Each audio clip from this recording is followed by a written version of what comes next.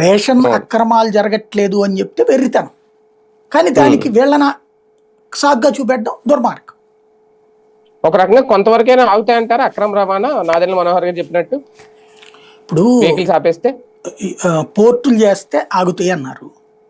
ఉమ్, పోర్టులు మూసేసిన తర్వాత ఊళ్ళో ఉన్న అంటే వెరీ సింపుల్ లాజిక్ నేను అనేది, ఇంకేమక్కర్లా.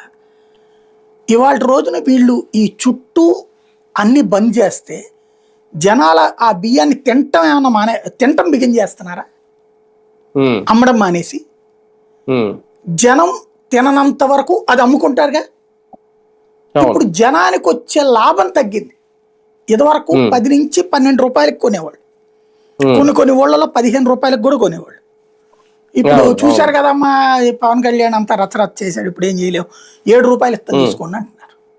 ఉమ్, చచ్చినోడికి పెళ్లికి వచ్చిందే కట్టమని 7 రూపాయలకు కూడా అమ్ముకుంటున్నారు. ఉమ్, కొన్ని చోట్ల 5 రూపాయలకు కూడా అమ్ముకుంటున్నారు.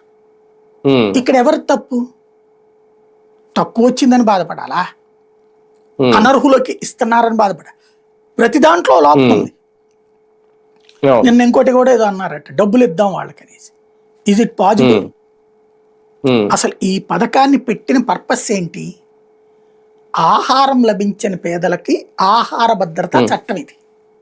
అవును, మెయిన్ అదే కదండి ఆహార ధన భద్రత. భద్రత చట్టం కాదు ఇది, ఆహార అవును. భద్రత చట్టం. ఉమ్, ఎవడైతే ఆకలితో ఉన్నాడో ఆడికి అన్నం పెట్టమని.